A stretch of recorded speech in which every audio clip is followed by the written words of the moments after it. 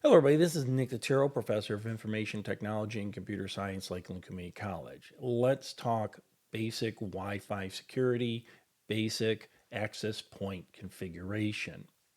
Now, you walk into a coffee shop, you walk into the mall, you walk into some place, and they've almost become ubiquitous in nature. You'll see a sign on the wall that says, "This is our Wi-Fi name, this is the Wi-Fi password." It is a courtesy that has grown over the years that, like I said, it's become ubiquitous. We see it, we type in our phones or whatever, and then we're connected to the particular Wi-Fi. But then sometimes you walk into a place, for example, you walk onto the campus of Lakeland Community College and you don't see those signs. But yet, Lakeland or an organization like Lakeland will tell you if you want to connect to our network, these are the steps you need to take. If you're an already established student or an already established contact in that organization, it's a little bit, may seem a little clunky at first, but then you connect and then you may never have to connect again. Where is the difference? Where is the difference between walking into a local coffee shop and seeing a sign on the wall that says this is our network and this is the password versus walking onto an established place, like I said, Lakeland Community College, and there's different methodology. So this video hopefully explain what is going on. The easiest thing to do is to go up to my computer and kind of walk through a little bit of settings of access points. Now, I use the phrase access point. It may become interchangeable with the word router. I think many of us go out and we purchase routers, or our internet service provider will give us the router. I'm going to be using a simulator from TP-Link. It is the access point that I used for years. I haven't used it for a while, so I'm a little bit more familiar with it. But generally speaking, even though the interface may be different between what I'm demonstrating and the router you have or the access point you have, generally speaking, the concepts behind it should be fairly consistent. So let's go up to my screen. All right, just kind of FYI here, I have an old TP-Link wireless router Archer C9. I call it an access point because in other videos, you may hear me call it an access point. It's basically how people connect to the particular Wi-Fi. I'm not going to do a quick setup. I'm not going to do a basic setup. Let me explain something. The manufacturers want to make this as seamless as possible. They want to be able to take an access point out of the box, give it to a user powers it up, and through a couple clicks, they're up and running. And that is fantastic. There's a lot of background to that. You don't have to then have that level of expertise to set up a simple home network or even your coffee shop network.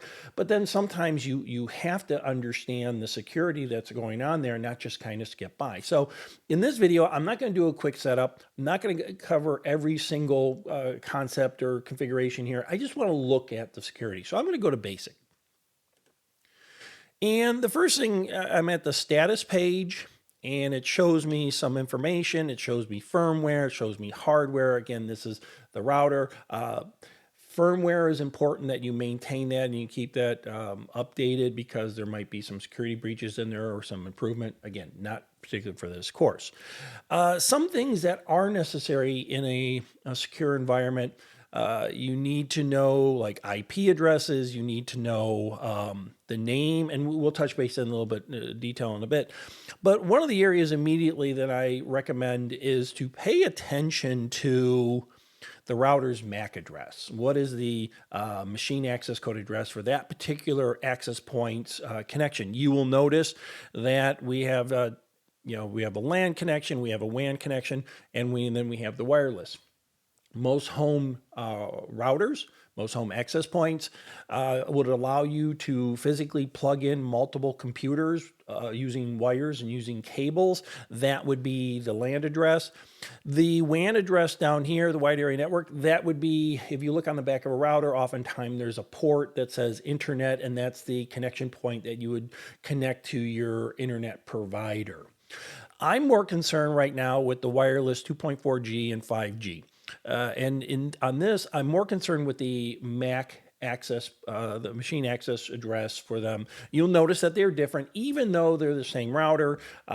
In other videos, if I do demonstration of hacking or cracking of Wi-Fi information, these are pieces of information that become pertinent, right? Let's talk about dual band real quickly. Most routers coming out of the factory have this dual band capability, 2.4 gigahertz versus 5 gigahertz. Let me clarify something. 5 gigahertz does not necessarily mean that it's twice as fast as 2.4. It's not a speed. It is a range in which the radio frequencies operate at. For many, many years, the FCC allowed radio communications for the home market going back to the 60s and 70s, the old TV remotes, the old garage door openers. They would allow those at a 2.4 gigahertz range. So it wouldn't interfere with other radio signals that were out there. Even microwaves will hum at 2.4 gigahertz. Well, they established that, I want to say in the 60s or 70s, I don't remember specifically. Fast forward 50 years, and we started to put everything in that 2.4 gigahertz. Now we're putting Wi-Fi. Now we're putting data. Now we're putting sophisticated garage. And what was basically happening was that frequency was getting jammed up with just too much traffic. In some of the situations, if you opened up your garage, it could have affected your Wi-Fi. So what the FCC did was basically said, okay, we're going to give you another range to work with, the 5 gigahertz range. It's not twice as fast. It's just another frequency range that we can work with. So more and more devices can switch over to that range. It's not a security issue. It is just a bandwidth. We just cluttered up that 2.4 for 50 years, 50, 60 years. And then I want to say about 10, 15 years ago, they opened up the 5.5 gigahertz. Now, what that means for us is they are treated as two separate networks, right? So when we start looking at things on the security level, the 2.4 versus 5 gigahertz, they're treated as two different networks, and they would have different security settings and stuff like that, because you can't have somebody at the 2.4 talking with a 5. Let's look at some basic wireless settings and some basic wireless security. I'm going to start with basic wireless settings. The first one up here is the wireless network name, also called the SSID. That is the name that, like when somebody puts a card on the wall saying this is our network name, that is also the beacon name. So if I turn on my phone or I turn on a computer, it says these are all the available networks. Not concerned about region. The mode is the different 802.11 characteristics. Not concerned about in this class. More concerned with directly concerned with the SSID. Now you'll notice down here, you can enable that. And what that basically means is that access point will broadcast the SSID. I want to say every 30 seconds, I can look that up, but it broadcasts that SSID. Years ago, we used to say, turn that off. As a security measure, you need to turn that off. It's not that important anymore. It's important that a network has a name to it, but having it distributed or pinged out, it's not really a security issue. And in other videos, I quickly demonstrate how even if that is turned off, we can easily find the SSID. So it's, to me, personal opinion, it's not really that big of a security issue to broadcast it versus not broadcasting. I tend not to broadcast it in a private situation, just because it makes somebody they have to take and it's a very short step, that little short step to go out there and find it. A lot of times when you're broadcasting SSIDs, it can build curiosity. You know, the average person, the script kiddie, can build a curiosity. So in a private situation, yeah, I do turn that off. In a public situation, it's relatively meaningless. It's a small step, though. I will tell you, it's a very short hurdle to cross to find out the SSID. I want to talk a little bit about wireless security here. And generally speaking, well, I'm going to start from the bottom up. WEP, don't use it. Don't turn it on. Don't use it as your security.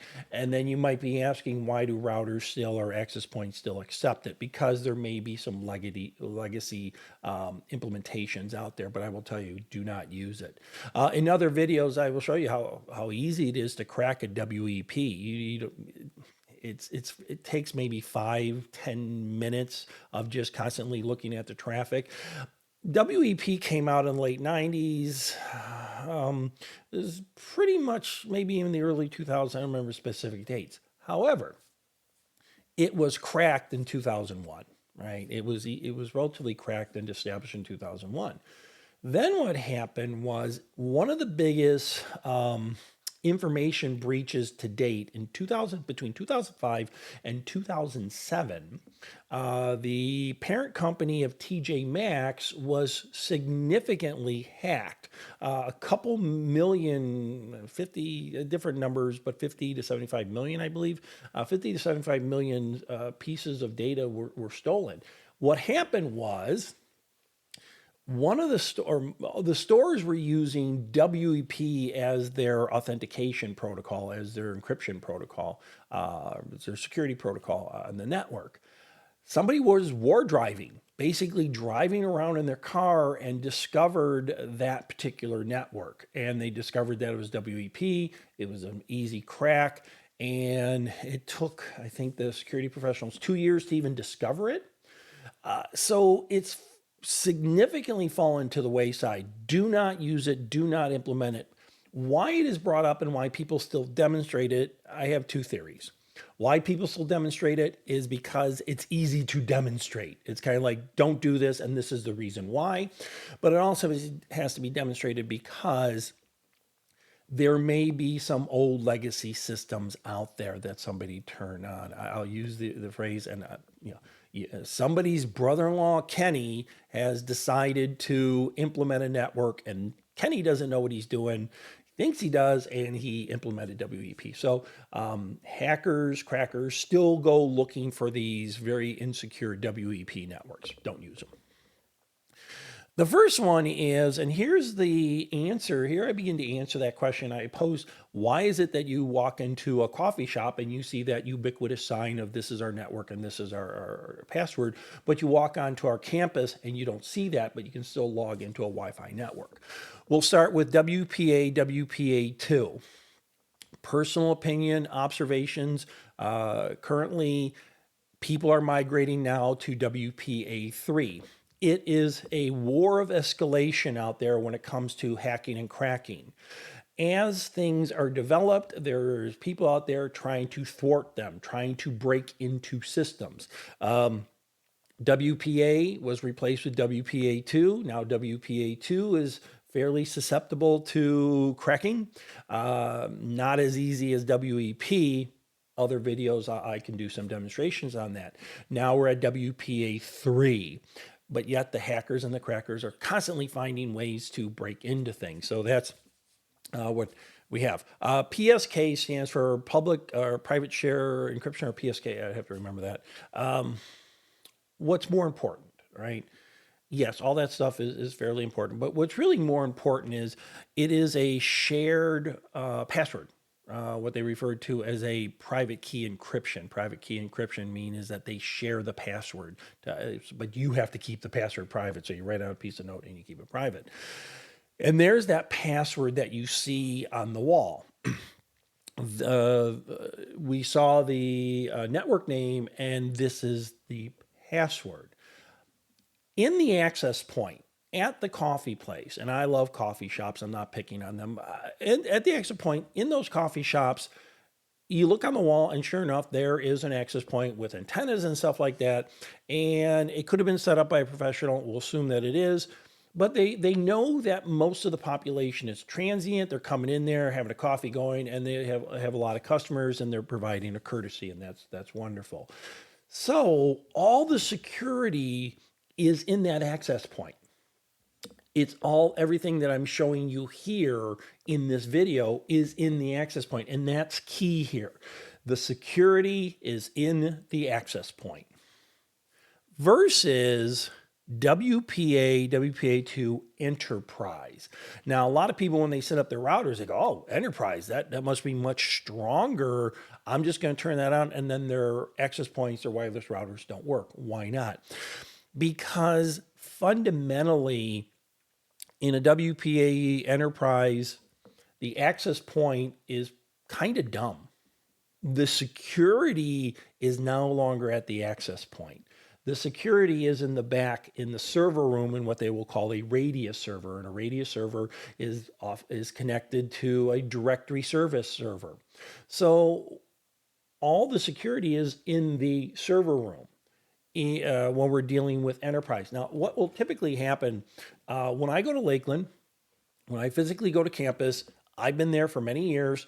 I have a user account that I log into. I have what they call an Active Directory user account and Datiro with a password that has all the security associated with it. Lakeland has a radius server that says Nick is allowed to use the Wi-Fi.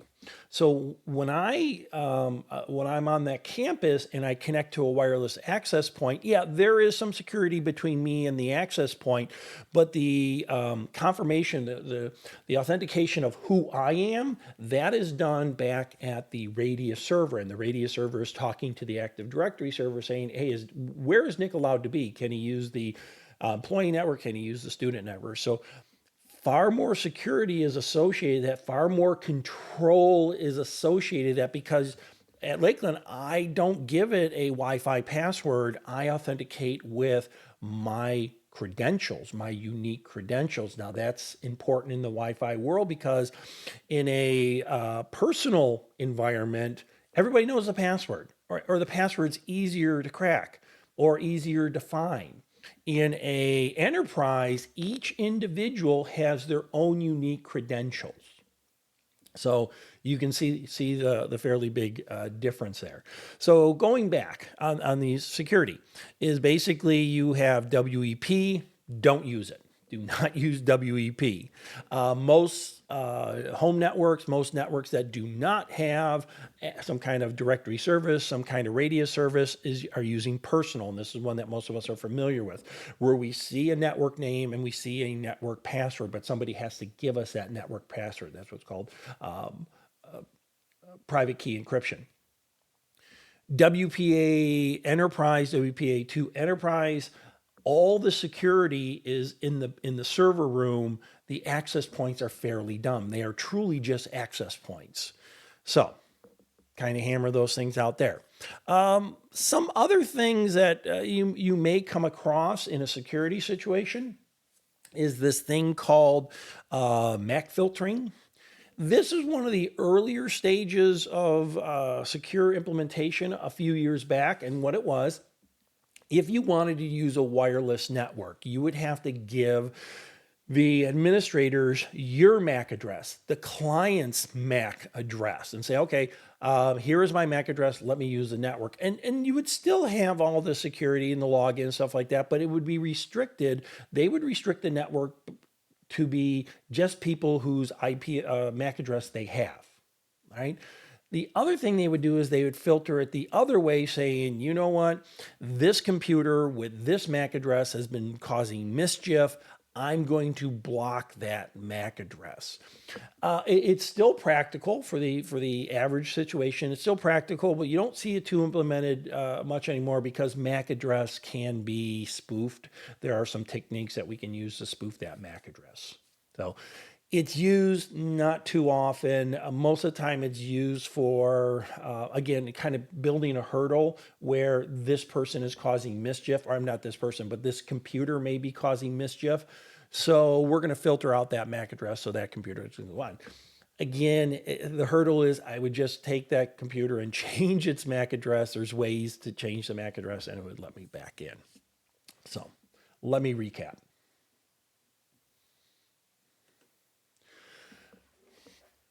Didn't do a really, really deep dive into routers. A little bit of security, some things, some terminology that we can use. So if you were to see other videos, and I mentioned the SSID, or I mentioned the private key encryption methods, or passwords, or enterprise, it kind of gives you a stronger background. Remember, 2.4 versus 5 is not a speed issue. It's just where the bandwidth falls, where those radio signals fall. MAC addresses become important to us, not so much for filtering or non-filtering, but becomes important to us when we start looking at things on the internet, and maybe who is discussing, who is transmitting communication. So that being said, let's go out and learn something.